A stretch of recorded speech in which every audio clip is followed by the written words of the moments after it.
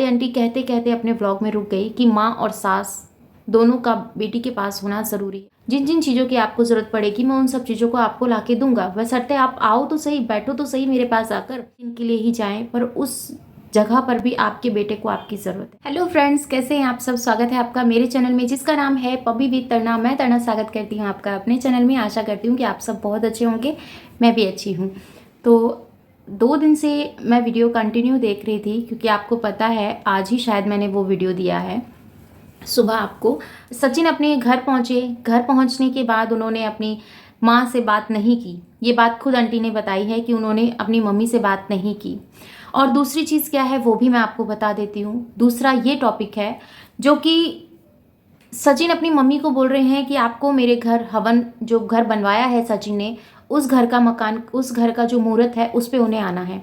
Obviously यार, जब घर बनेगा, बेटा घर बनवा रहा है, तो माँ बाप को ये चीज़ें प्राउड फील कराने के लिए और उनकी वहाँ पर क्या वैल्यू है वो देने के लिए और अपने सभी फ्रेंड्स रिलेटिव्स के साथ शेयर करने के लिए उस मोमेंट को, तो पेरेंट्स को तो बुलाया ही जाएगा, क्योंकि माँ बाप के आशीर्वाद के बिना बच्चा कुछ नहीं कर सकता है।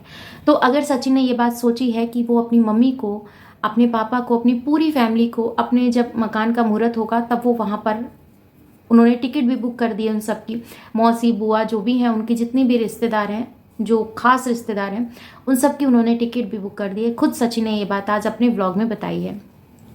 और आंटी जी ने क्या आर्गूमेंट किया है ये भी मैं आपको बता देती हूँ सचिन के साथ। सचिन को ये बात बोली गई आंटी ने कि मेरे 4 पिल्लर हैं, 4 पिल्लर में सबसे पहले अंकल, आंटी और सचिन और प्रिंस, इन चारों का नाम उन्होंने लिया है। और उन्होंने ये बात बोली है कि अगर 4 पिल्लर हैं तो छत टहल नहीं सकती अगर वो मजबूती से खड़े हैं तो।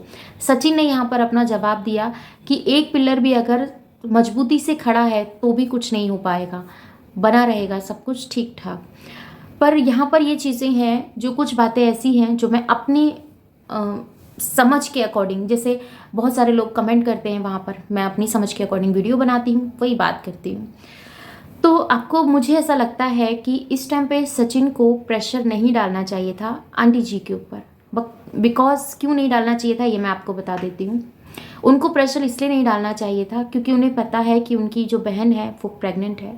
और कुछ बातें आंटी कहते कहते अपने ब्लॉग में रुक गई कि माँ और सास दोनों का बेटी के पास होना ज़रूरी है। तो कुछ बातें हैं वो उनकी अपनी पर्सनल हैं, जो जिनके बारे में उन्होंने जिक्र नहीं किया है। हम उनके बारे में कोई बात नहीं कर सकते हैं, हम सिर्फ उतना ही बोलेंगे। और मुझे ऐसा लगता है हमारा राइट भी उतना ही बनता है जितना जो चीज़ें पब्लिक हो रखी हों। जो चीज़ें पब्लिक नहीं है अगर हम उसके बारे में बोलेंगे तो कोई भी फ़ायदा नहीं है और किसी की भी भावनाओं को ठेस पहुँच सकती है। और मेरी वीडियोज़ बनाने का कभी भी ये उद्देश्य नहीं होता कि मेरी वीडियोज़ से किसी की भावनाओं को ठेस पहुँचे या फिर किसी को बुरा लगे। मैं अपना ओपिनियन, अपने जो मुझे लगता है उस वीडियो को देखने के बाद वो आप लोगों के साथ शेयर करती हूँ। और आप वो वीडियो पसंद कर रहे हैं तो उसके लिए बहुत बहुत शुक्रिया। और मैं आप लोगों को यहाँ पर ये बात भी क्लियर कर दूँ, आंटी जी क्यों नहीं जा रही हैं कि पूजा की डिलीवरी 9th मंथ लगने के बाद कभी भी हो सकती है, ये तो आपको पता ही है, क्योंकि 9 मंथ के बाद कभी भी पेन स्टार्ट हो जाता है, कभी भी हॉस्पिटल ले जाना पड़ सकता है। और तो ये सब चीज़ें हैं, अगर उस टाइम पे आंटी जी वहाँ नहीं हुई तो फिर वो चीज़ें संभालने में नहीं आएंगी। और कहीं ऐसा ना हो कि हम उन चीज़ों को वो कर दें कि फिर ब्लेम आता है सीधा माँ के ऊपर कि तुम्हारी माँ के पास हमने छोड़ा था और तुम्हारी माँ ने ही कोई केयर नहीं की। और यहाँ पर एक बात सचिन ने अपने ब्लॉग में पहले कही थी, जो कि बात उन्होंने बताई थी कि मैंने ये तक कहा था कि बहन और मम्मी पापा यहाँ पर आओ, आके रहो, घर है पूरा, मैं मेड लगा देता हूँ, मैं अपनी सारी जितनी भी आपकी ज़रूरत की चीज़ें हैं, ज़रूरत जिन जिन चीज़ों की, जिन जिन चीज़ों की आपको ज़रूरत पड़ेगी मैं उन सब चीज़ों को आपको ला के दूंगा, बशर्ते आप आओ तो सही, बैठो तो सही मेरे पास आकर। और ये सब चीज़ें हैं। तो कुछ बात आज यहाँ पर ऐसी भी उठी है, मुझे ऐसा लगता है कि आंटी नहीं जाना चाहते हैं। ये मुझे इस चीज़ पे तो नहीं लगता कि वो नहीं जाएंगी, मुझे ऐसा नहीं लगता। अगर पूजा, आई मीन जो उनकी डॉटर हैं, अगर उनकी डिलीवरी पहले हो जाती है या फिर डिलीवरी डेट मिल जाए उसके बाद अगर कुछ होता है तो भी शायद आंटी जी अपनी तरफ से पूरी कोशिश करें कि वो वहाँ जाएं। बेशक एक दिन के लिए ही जाएं, पर उस जगह पर भी आपके बेटे को आपकी ज़रूरत है। पर ये बात भी समझने वाली है कि आपको आप की ज़रूरत आपकी बेटी को बहुत ज़्यादा है इस टाइम पर, क्योंकि वो आपकी रिस्पॉन्सिबिलिटी है। इस टाइम आपके घर पर है तो वो आपकी ज़िम्मेदारी बनती है, उसकी हर एक छोटी बड़ी चीज़ का ध्यान रखना, उसकी सेहत का ध्यान रखना, ये आपकी रिस्पॉन्सिबिलिटी बनती है। तो यहाँ पर क्या चीज़ें होती हैं ये मैं आपको बता देती हूँ। आंटी नहीं जा सकती हैं तो अंकल चले जाएँ, प्रिंस चला जाए, और जो रिश्तेदार हैं वो सब चले जाएँ। क्योंकि अगर माँ नहीं जा रही है तो उसको सबको पता है कि उनकी रीज़न क्या है। और अगर पिताजी जा रहे हैं तो पिताजी भी, अगर कहते हैं ना माँ बाप एक ही होते हैं, अगर अंकल जी को जाना, मुझे ऐसा लगता है ज़रूर जाना चाहिए, और आई थिंक शायद वो जाएंगे भी, मुझे जितना लगता है। और आंटी जी बस मैं तो ये कहूँगी कि आप प्रिंस को अपना, आप सचिन को अपना आशीर्वाद दें, उसको ढेर सारी ब्लेसिंग दें, और कहें कि उनको खूब खूब कामयाबी मिले, तरक्की मिले, और उनको समझाएंगे तो वो समझ जाएंगे। एजुकेटेड हैं, पढ़े लिखे हैं, समझदार हैं, छोटी बड़ी चीज़ों को अच्छे से समझते हैं, रिश्तों की कदर करते हैं, क्योंकि कहीं ना कहीं आप ही के संस्कार हैं। क्योंकि जैसा हम सामने वाले को देखना चाहते हैं उसी तरीके से हमें भी वैसा बनना होता है।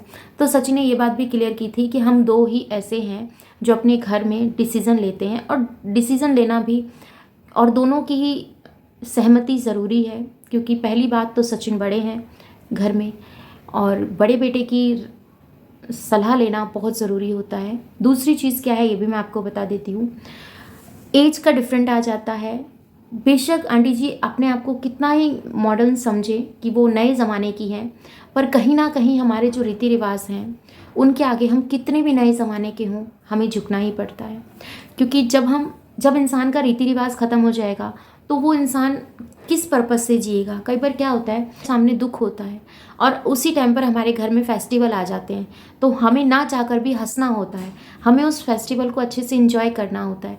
वहीं से हमें छोटी छोटी खुशियाँ मिलती हैं, आगे के सफ़र को जीने की हिम्मत मिलती है। तो मेरी तरफ से तो सचिन भैया आपको ढेर सारी ब्लेसिंग कि आप जो कर रहे हैं, जैसा कर रहे हैं, अच्छा किया आपने। और जब प्रिंस वीडियो शूट कर रहे थे तो आपने ये चीज़ें भी कही कि इसको सिर्फ कंटेंट से मतलब है, बाकी इसको और किसी चीज़ से मतलब नहीं है। देखो आज के टाइम पे तो अगर आप यूट्यूब पे हो तो कंटेंट के बिना तो कोई काम ही नहीं चलता, आप तो बहुत अच्छे से जानेंगे।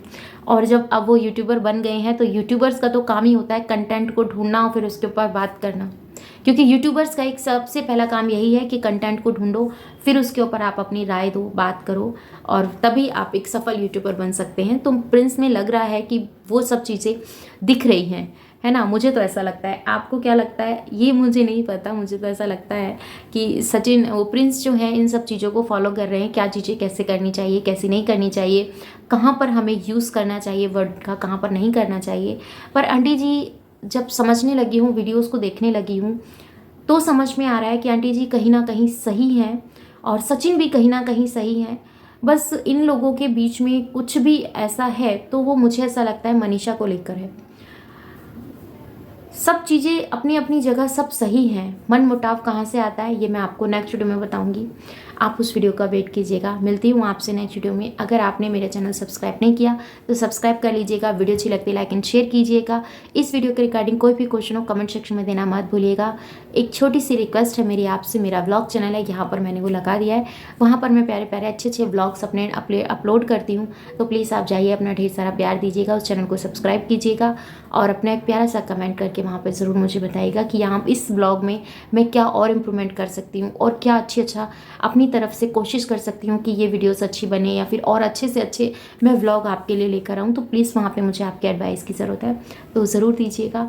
मिलती हूँ नेक्स्ट वीडियो में। Bye bye, love you all, thanks for watching, जय श्री कृष्णा, राधे राधे। आपकी क्या राय है कमेंट में ज़रूर बताइएगा।